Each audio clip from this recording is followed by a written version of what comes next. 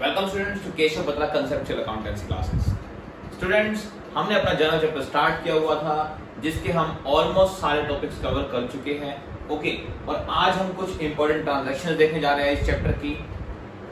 और स्टूडेंट्स, जिनके बुक्स में जीएसटी से रिलेटेड ट्रांजैक्शंस हैं, तो अपनी नेक्स्ट वीडियो में हम अपना जीएसटी का चैप्टर डिस्कस करने जा रहे हैं जिसमें हम जनरल की जीएसटी की ट्रांजैक्शंस भी डिस्कस करेंगे। ओके, तो जीएसटी की ट्रांजैक्शन तो हम अपने नेक्स्ट वीडियो में शेयर करने वाले हैं। अभी के लिए हम देखते हैं कुछ इंपॉर्टेंट ट्रांजैक्शन जो मैंने आपके लिए लिखी है उसे कैसे करना है। ओके, तो सर देखिए, पहली क्या है कि purchase a motor car for ₹60,000। हमने क्या खरीदी? मोटर कार खरीदी कितने की? 60,000 की। और हमने 5,000 रुपए उसके रिपेयर के भी दिए। हमने उसको रिपेयर करवाने के भी 5,000 रुपए पे किए। तो सर इसकी एंट्री क्या बनेगी जी? देखिए, मोटर कार हमारी एसेट्स है और मैंने आपको बताया जब भी हम एसेट्स खरीदते हैं तो एसेट से रिलेटेड सारा खर्चा उसी एसेट में ऐड हो जाता है। ओके, तो यहाँ मोटर कार खरीदी और उसके साथ में क्या करवाई? रिपेयर। तो ये दोनों खर्चे ही किस में ऐड हो जाएंगे? ये सारा का सारा खर्चा ऐड हो जाएगा मोटर कार में। तो मोटर कार अकाउंट डेबिट कितना है? 65,000 दोनों ऐड हो गए। ओके, साथ में हमने क्या पे किया होगा स्टूडेंट्स? कुछ नहीं किया रखा, तो हमने पैसा कैसे पे किया होगा? कैश पे किया होगा। तो टू कैश अकाउंट 65,000। और रूल आपको पता है, दोनों ही एसेट्स है। एसेट्स पे रूल लग गया हमारा रियल अकाउंट का, जो क्या कहता है कि डेबिट जो आ रहा है और क्रेडिट जो जा रहा है। तो मोटर कार आ रही है और कैश जा रहा है। ओके, तो ये हो गई हमारी पहली ट्रांजेक्शन। अच्छा स्टूडेंट्स, मान लो यहाँ पर होता कि मैं मोटर कार का खर्चा मैंने कैसे दिया? चेक से, और रिपेयर का खर्चा दिया कैश से। तो क्या होता जी? थोड़ा सा चेंज आता। क्या? कैश में आ जाता 5,000 रुपए और बाकी पैसा कहाँ से जाता? चेक मतलब कहाँ से जी? बैंक से। कितना? मोटर कार का खर्चा 60,000 अगर होता तो। ओके, तो आई थिंक फर्स्ट ट्रांजेक्शन आपको क्लियर हो गई होगी। सेकंड देखते हैं। सेकंड स्टूडेंट्स वही ट्रांजेक्शन है जिसके बारे में मैंने आपको पूरे अच्छे से समझ करके बताया था। देखिए स्टूडेंट्स, इसमें क्या है कि मैंने क्या किए? गुड्स खरीदे अरुण से कितने के? 2 लाख की। कितने के? 2 लाख की। ओके, अब क्या हुआ जी? 2 लाख पे 15% उसने हमें क्या दिया? Trade discount. तो सबसे पहले मैंने आपको बताया था, सबसे पहले हम ट्रेड डिस्काउंट लेस करते हैं। कितना हो गया जी? हमें 1,70,000 रुपए के वो गुड्स पड़े। ओके, 2 लाख वाले गुड्स 15% डिस्काउंट के बाद हमें कितने के पड़े? 170 के। ओके, उसमें से कह रहा है 2% कैश डिस्काउंट वो हमें देगा, लेकिन कैश डिस्काउंट मिलेगा किस पे? कैश पेमेंट करेंगे तो। कह रहा है 80% पेमेंट मेड इन कैश। 80% पैसे आपने कैसे दे दिए? कैश में। तो मैंने आपको बताया था इसको 2 पार्ट में डिवाइड कर लेना। एक तो 80% और एक बचा हुआ कितना? 20%। तो देखिए 20% कितना हो गया? 34,000 और ये हो गया 1,36,000। ओके, अब जी डिस्काउंट किस पे मिलेगा? जी डिस्काउंट मिलेगा कैश वाले पे, उधार वाले पे नहीं मिलेगा। तो इस पे हमें क्या मिलेगा? 2% कैश डिस्काउंट। वो लेस करते हैं 2% कैश डिस्काउंट। करो इसका 2% स्टूडेंट्स, तो आएगा 27R3 और 0। ओके, 3,720 नहीं 2,720। ओके, तो ये आ गया हमारा क्या? Cash discount. अब इसको इसमें से लेस करो, कितना बच गया? कितनी हमने पेमेंट करनी है? 1,33,280। ओके, ये हमने कैश देना है। 2% हमें क्या मिल गया? डिस्काउंट मिल गया। अब इसकी एंट्री क्या बनेगी? देखिए स्टूडेंट्स, ये क्या क्या चीजें अफेक्ट हुई पहले तो वो देखते हैं। पहली बात तो हमने क्या किया? परचेज किया, तो purchase account debit. Okay, purchase account debit हमारा, क्योंकि परचेज हमारा खर्चा है तो हमने क्या कर दिया? उसको डेबिट कर दिया। 2 हमारे पास से क्या गया? एक तो कैश गया, 2 कैश अकाउंट। और कैश गया तो हमें क्या मिला साथ में? हमें साथ में डिस्काउंट मिला। डिस्काउंट मिला तो फायदा, और फायदा नॉमिनल के रूल के अकॉर्डिंग क्रेडिट। तो साथ में क्या आ जाएगा? ये 2 डिस्काउंट रिसीव्ड अकाउंट। ओके, और क्या रहेगा स्टूडेंट्स? वो देखते हैं जी। उधार पे भी तो खरीदा है, तो उधार पे खरीदा है तो अपने रजिस्टर में उसका क्या लिखेंगे? नाम लिखेंगे। तो नाम किसका? जी अरुण से खरीदे थे हमने, तो 2 अरुण। ओके, अब देखिए मैंने आपको बताया था कि परचेजेस में हम जो अमाउंट आता है वो हमेशा ट्रेड डिस्काउंट लेस करने के बाद आता है। कौन सा आता है? ट्रेड डिस्काउंट लेस करने के बाद। कि एक्चुअल में हमारी परचेज कितने की थी? 1,70,000 की। कितने की? 1,70,000 की। उसमें से हमने कितना कैश पे किया? जी कैश पे किया 1,33,280, 1,33,280। ओके, कितना डिस्काउंट मिला? ये डिस्काउंट मिला 2,720 रुपीज का। ओके, और कितना उधार पे खरीदा है? जी उधार पे है 34,000 का। तो आई थिंक आपको ये ट्रांजैक्शन क्लियर हो गई होगी, दोबारा बताई है मैंने। ओके, नेक्स्ट आता है जी कैश निकाला किससे? बैंक से। किस पर्पस के लिए? जी ऑफिस यूज के लिए भी और पर्सनल यूज के लिए भी। देखिए स्टूडेंट्स, कैश निकाला तो हमारे पास तो पहले क्या आया? कैश आया।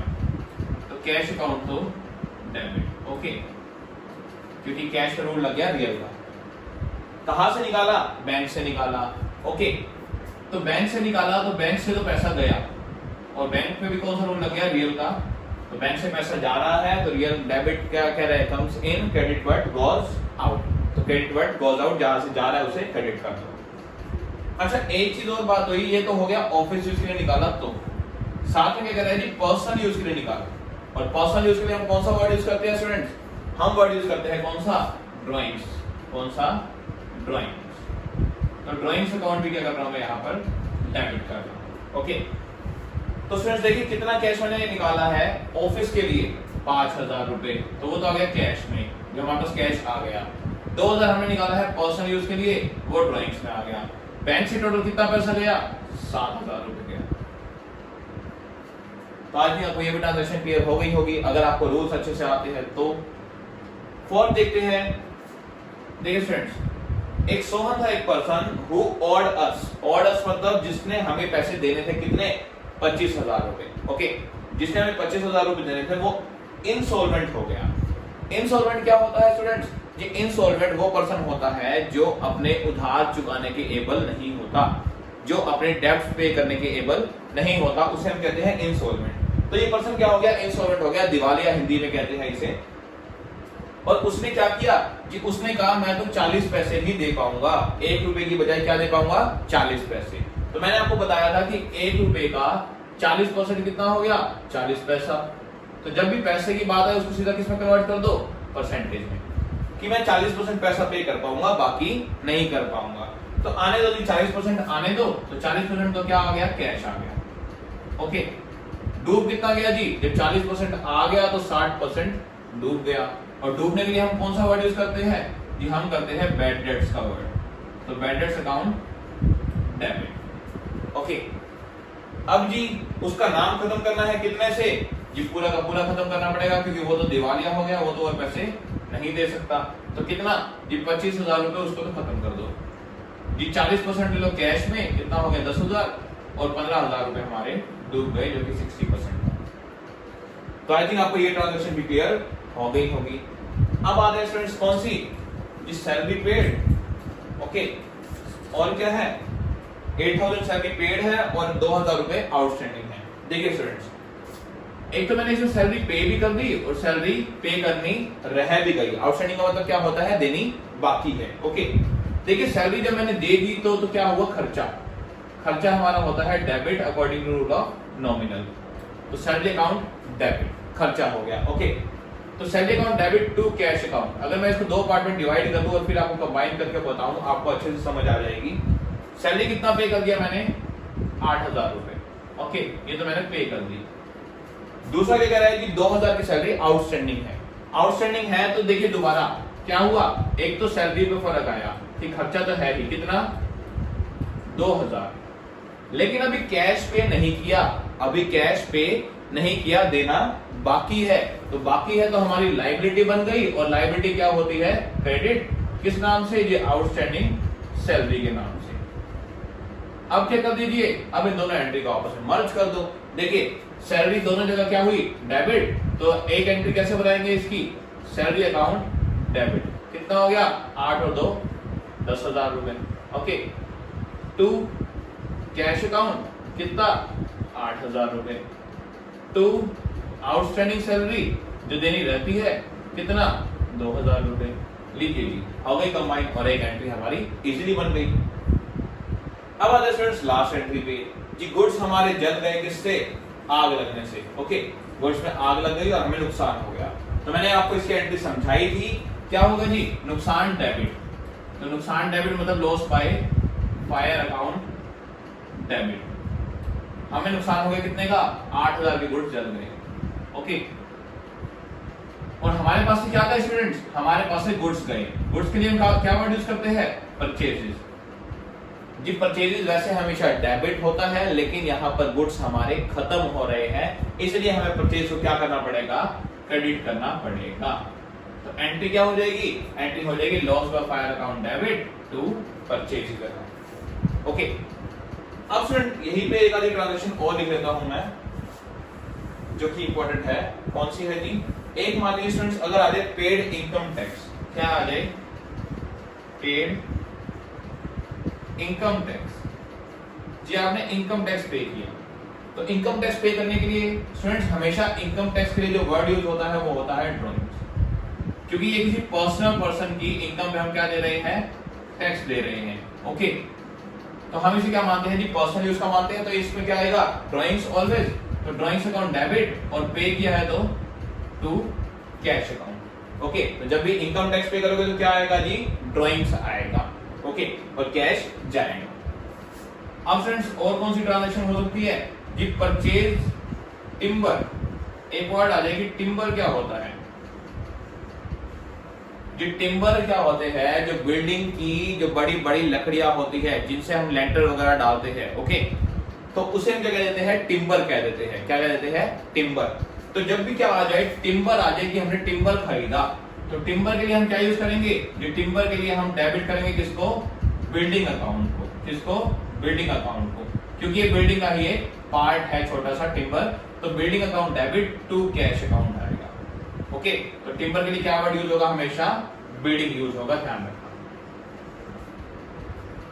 ओके, अच्छा स्टूडेंट और एक क्या आ सकता है जी, एक हमारा आ सकता है कि हमने प्रीपेड रेंट कर दिया। रेंट क्या कर दिया, प्रीपेड, मतलब टाइम से पहले पे कर दिया 8000 रुपए। तो इसकी भी मैं वैसे तो आपको एंट्री बता चुका हूं, लेकिन एक तरह से ये रिवीजन क्लास है जिसमें हम क्या कर रहे हैं, पूरे चैप्टर को समाप्त कर रहे हैं। तो दोबारा देखते हैं कि प्रीपेड कुछ भी एडवांस में पे कर दिया। एडवांस में पे कर दिया मतलब अभी उसका टाइम नहीं आया, पहले से पे कर दिया। और प्रीपेड हमारी चीज क्या होती है, एसेट्स होती है। क्या होती है, एसेट्स। और एसेट्स का क्या होता है, एसेट्स का बैलेंस डेबिट होता है। तो एंट्री क्या हो जाएगी जी, ये तो होगा prepaid rent account debit. Prepaid rent account debit कितना जी, 8000 रुपए। टू जी हमने पे किया तो क्या गया जी, कैश गया। तो टू क्या आएगा, कैश गया, तो टू कैश अकाउंट कितना, 8000 रुपए। तो आई थिंक स्टूडेंट्स आपको ये भी क्लियर हो गया होगा। और स्टूडेंट्स एक बात करते हैं कि किसकी, लाइव स्टॉक की। लाइव स्टॉक क्या होता है, पहले तो इसका मीनिंग देखते हैं। लाइव स्टॉक देखिए, वैसे तो हमारे जो बिजनेस में है, जो स्टॉक काफी सारा पड़ा रहता है, जो नॉर्मल माल होता है। लेकिन लाइव स्टॉक का मतलब क्या है, लाइव मतलब जीवित। जीवित स्टॉक कौन सा होता है कि हमारा जैसे हॉर्स है। ओके, तो हॉर्स किसमें आएगा, हमारे लाइव स्टॉक में। तो अगर हमने हॉर्स खरीदा तो हम उसकी एंट्री क्या करेंगे जी, उसकी एंट्री करेंगे लाइव स्टॉक अकाउंट डेबिट। क्या करेंगे, लाइव स्टॉक अकाउंट डेबिट। और क्या जाएगा, पैसा जाएगा तो टू कैश अकाउंट। ओके, तो आई थिंक यहां तक स्टूडेंट क्लियर हो गया होगा। अब स्टूडेंट हमने एक चीज और देखनी है जो कि इस चैप्टर की लास्ट है, वो क्या है, देखिए स्टूडेंट्स किन किन चीजों के लिए मैं वर्ड यूज करूंगा, ऑफिस इक्विपमेंट्स। क्या वर्ड यूज करूंगा, ऑफिस इक्विपमेंट्स। देखिए ऑफिस इक्विपमेंट का मतलब हमारी ये तो एक तो पहली बात तो समझ लीजिए, ये एसेट्स है। एसेट्स का बैलेंस क्या है, डेबिट। इक्विपमेंट का हिंदी मीनिंग होता है यंत्र। क्या होता है, यंत्र। तो देखिए स्टूडेंट्स, मैंने अगर कोई क्या खरीदा, कोई भी टेबल खरीदा। क्या खरीदा, टेबल खरीदा, या फिर टाइपराइटर खरीदा, या फिर क्या खरीदा, कोई कैबिनेट। ओके, कैबिनेट क्या होता है, जैसे जहां पर बैठ के हम वर्क वगैरह करते हैं, टेबल टाइप जैसे। ओके, तो ये सारा हम किस में डाल सकते हैं, ऑफिस इक्विपमेंट में। तो इसकी एंट्री क्या हो जाएगी कि ऑफिस इक्विपमेंट जब हम खरीदेंगे तो ये तो हमारे पास आएगा, और ये एसेट है, एसेट रूल रियल का। तो ऑफिस इक्विपमेंट्स अकाउंट डेबिट और क्या जाएगा, पैसा जाएगा तो टू कैश अकाउंट। ओके, तो स्टूडेंट आई थिंक आपको ये चीज भी क्लियर हो गई होगी। तो स्टूडेंट्स आज के लिए इतना ही, हमने कुछ इंपॉर्टेंट ट्रांजैक्शंस की है आज। आई थिंक आपके चैप्टर की सारी ट्रांजैक्शंस कवर हो गई होगी बहुत अच्छे से। बस हम अपनी नेक्स्ट क्लास में जीएसटी से रिलेटेड सारी ट्रांजैक्शंस को कवर करने वाले हैं। तो जीएसटी को बहुत आसानी से सीखने के लिए वीडियो के साथ बने रहना, हमारे चैनल के साथ बने रहना। ओके, और स्टूडेंट वीडियो पसंद आए तो लाइक करना और चैनल को सब्सक्राइब करना मत भूलना। मिलते हैं स्टूडेंट्स नेक्स्ट वीडियो में विद जीएसटी।